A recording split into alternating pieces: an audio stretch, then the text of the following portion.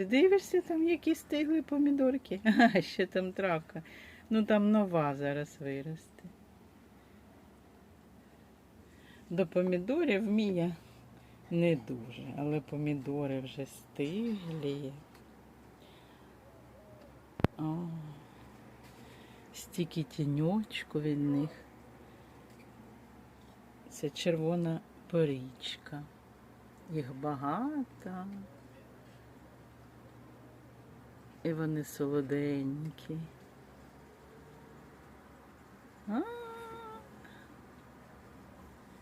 Мія.